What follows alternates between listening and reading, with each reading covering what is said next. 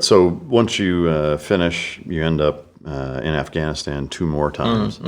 Again, I know that there's some sensitivity as to what you can share, but for what you can and are willing to share, can you talk about your time there and any of the things that you did to whatever depth or level you're comfortable with? Yeah, so when I passed, so I went from being on a conventional tour with the Royal Marines,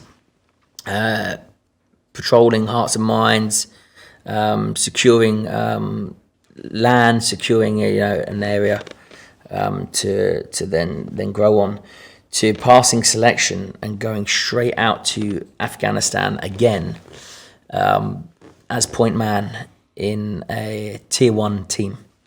Now, I thought it was just going to be a level up, but it's completely different. Everyone's on first name terms. I need to know everyone's job. They need to know my job. I need to know what I need to do. Everyone's really, really chilled.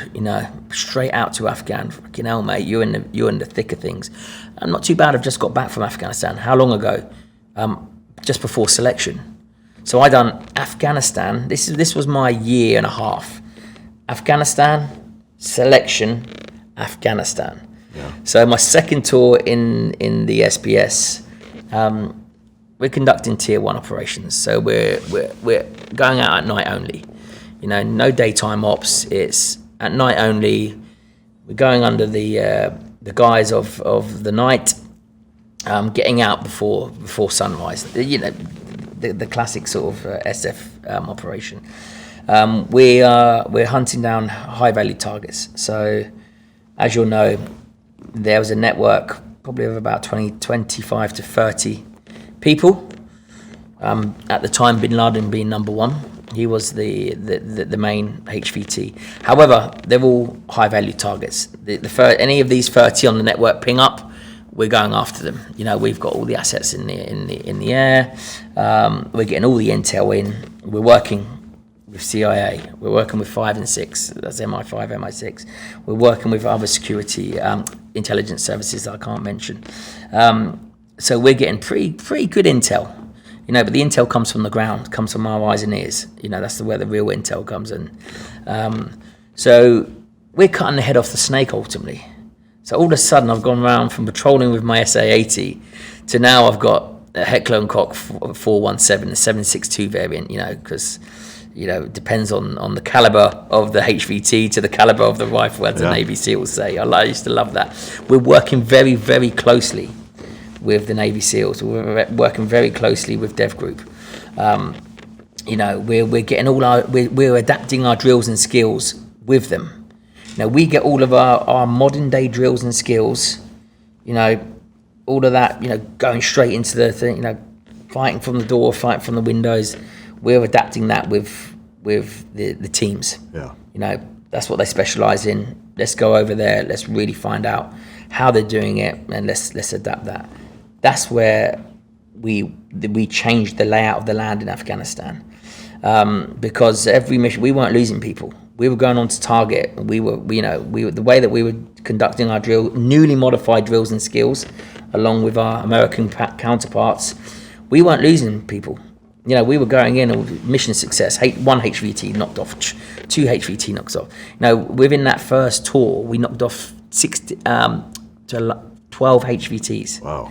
12 HVTs in that period of that 6-month operation. Now, what that does when you cut the head off the snake, people think twice before stepping into their shoes.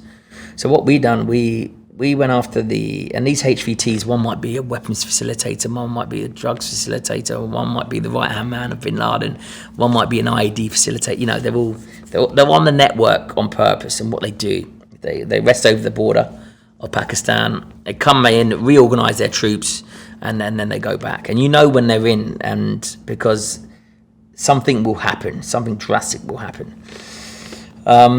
And what happened one day, and I'll just take you back to a small op, is a wheelbarrow bomb went off. So this is the caliber of what you're going up against. Farmers think they're farmers. There was this kid attached to the end of a wheelbarrow. Obviously didn't know what was in the wheelbarrow. Was told to go and push it, and, you know, through this patrol of Marines. Kid doesn't know what he's pushing. He's got all hay all over it, blah, blah, blah. Boom. Set the IED off. It's a wheelbarrow bomb. Goes off, kills multiple Marines. This is UK Marines. We are in country. Obviously, we find out. We know we know this dude's in town. So we go to the network, all the assets. Lo and behold, he's we ping him. He's across the border. He's in Afghanistan. And then we drop tools and we go after these people, you know, and we go after them to the extent where, you know, we put all the assets that we need up, and we do a quick 2-3 day fucking intel package on them, constantly in the ops room, planning, right, bang, bang, bang, and we drop on them, and we go on kill or capture missions. About how many, if you can say, of you operators are there when you're going on these 4 raids? teams of 4. Okay, so 16 total. Yeah. Did you ever work or utilize American air assets? Like, did you get TF-160 guys taking you places all the time? All the time. So the first tour was very, very hard. You know, I've gone from a Royal Marine, you know, conventional tours, you know, to a highly kinetic tier 1, nighttime, close border ops tour. You know, it's completely different. So I come off this tour, and you can imagine, you know, I call it the golden days, but everything that you joined up for, I've literally just done straight from passing selection. There was no settling in period for me. Yeah. You know, so I come off this tour. You know, none of the other 3 squadrons. I'm in C squadron. None of the other squadrons know me. So, you know, I'll come off this tour and I'm cutting around like I'm the dude, you know. So they go, who the fuck is this guy, you know? Yeah. So, but no one can say shit, you know. I'm point man, you know. I've got, you know, you got some HVTs under your belt, you know, and it's not about that, but you know, they know that tour that you. Yeah, you got your hands dirty. Yeah, you've got your hands dirty. Yeah, that's a good way to put it. So they can't. No one can say shit to me. So it's it was such a great tour. Then I'd do a full rotation, and within that rotation, you work with them. You know, we went over to California, worked. You know, done a lot of sort of maritime stuff. Worked with Team 6 and Team 10. I think it was that we worked with as well. We're on standby for the UK counter-terrorism team. We're on standby for global counter-terrorism team. We hit a global counter-terrorism operation, you know, where I find myself parachuting into the Indian Ocean, being picked up by a rib and going counter-piracy mission. And then before I know it, another tour of Afghanistan comes around. So another tour of Afghanistan comes around, you know, 2 tours deep, you know, one with the Royal Marines, one with the SBS, done black roll, you know, full on, you know, jumps, operational jumps, you know, the counter-terrorism sort of mission ticked off. I've been in the fucking SBS for a year at this stage, you know, or a year and a half, you know, and then the second tour, and I've done all this already, you know, and at this stage, you know, I've trained as a forward air controller. So, you know, next tour that I go into, which is my 3rd tour in total, my 2nd with the SBS, I'm a primary fires operator. So I control all the stacks in the sky. So I'll give you but I'll give the listeners and the viewers a sort of a down low on what a primary fires operator. So I was a team leader and a primary fires operator on a different task force mission, you know, where we're functioning at night and in the day this time. So we're flickering from tier 1 operations to tier 2, if you wish, in the daytime, you know, but we would done what the hell we wanted. Vehicle interdictions, they're called. So VIs, you know, do vehicle interdictions. We just merged them together because we were getting a lot out of the vehicle interdictions. So talk about working with the Americans. I'm a primary fires operator, so I'm on the ground with the team, but I've got in one ear I've got the team, in the right ear I've got the whole stack. Now, what happens once we go on an operation? The there's a restriction of airspace. Say the compound's here, there's a restriction of airspace around the compound, normally about 2 kilometres. And within that airspace, all the way to the sky, no one's allowed in that restriction of airspace, apart from if you've been signed in by myself, the primary fires operator. So to start off with, we've always have 2 Chinooks. 2 Chinooks on the ground. There are people carriers. There are QRF if we need anything. If we've got a casualty or we need to bring more troops in. Above that, a stack above that, we've got 2 Apaches, American dudes. I forget what squadron they're from, but I worked with them for 6 months. But have guns, will travel. That was their motto, right? Yeah. They gave me a hoodie and signed a hoodie for me, and have guns, will travel. Yeah. So you have the 2 Chinooks, which come from the RAF in the UK. 2 Chinooks, 2 Apaches, that American, and they're just with us. They're not allowed to go anywhere else. It's not like anyone can borrow them. Yeah. They're assigned to us. Above that, you'll normally have an I-Star platform, which keeps an eye on the compound. Above that, you'll have a gunship. Now, the gunship, Americans, I love the gunships. The gunships back in my day were hammerhead call signs.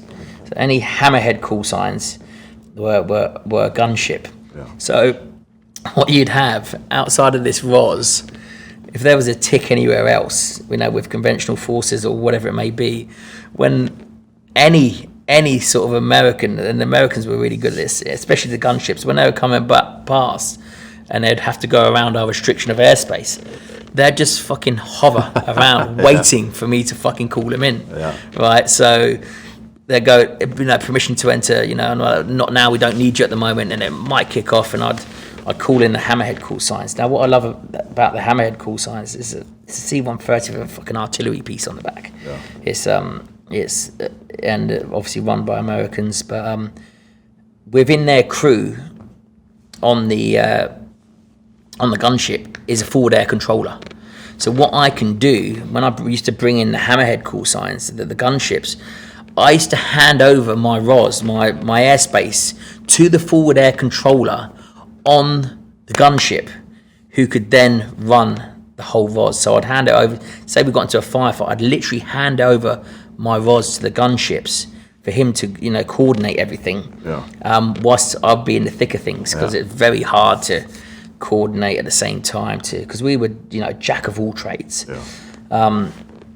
So the hammerhead call signs were just an asset that I used to the best of my advantage. I used to love the hammerhead call. I'd have 2 in my fucking ROS. I'd have 2 in my you'd have a ceiling where the Chinooks could go up to. We'd have a ceiling where the Chinooks, where the Apaches could go up to, at an I-Star platform, maybe a Sea King with a firearms sort of asset, a fires platform on there, but also a surveillance platform that could tell us what's going on within the compound. And then above that, I'd have the gunship. Above that, I'd have the Predator or Reaper, and above that, I'd have the fixed-winged asset. Yeah. So my stat used to be fucking 6-7 high. Yeah. But the Americans, honestly, with their Apaches, they were just such a pleasure to work with. Yeah. 2 Apaches at all times. And you talk to these dudes, just like I'm talking to you. Everyone thinks, yeah, you've got your odd, your clear hots and your certain, trigger sort of keywords that you'd use. But we just talk like we were talking. That was the difference between the conventional fight force. It was like, yeah, hey, this is. So I was a Mayhem call sign, so I was Mayhem 5-1. Yeah. So I'm on the ground. I'm Mayhem 5-1. You got the hammerhead call signs. Mayhem 5-1. Hammerhead so and so. Right, dude. Once we come off this compound, this is what they'd be like. Hey, Mayhem. When you come off the compound, are we cleared to let some rockets go? And I'm like, yeah, mate, listen. If you see that's how I used to talk to them, mate. If you see any anything that's any badness that's going on, that compound is cleared. Listen, I haven't got eyes on. You're cleared hot. Yeah. Boom.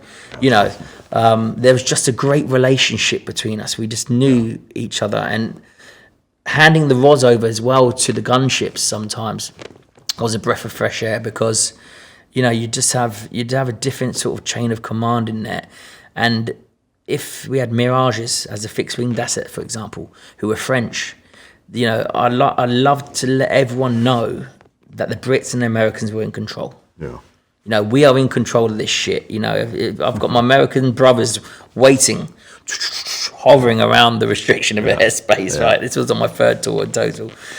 Just to have that connection and the way that we functioned and worked with the Americans. That's why, it saddens me, and it's like a dagger to the heart to think that there's any fraction, between us and between the UK and the Americans, whether it's political, whether it's military, because I know what we're like when we work together.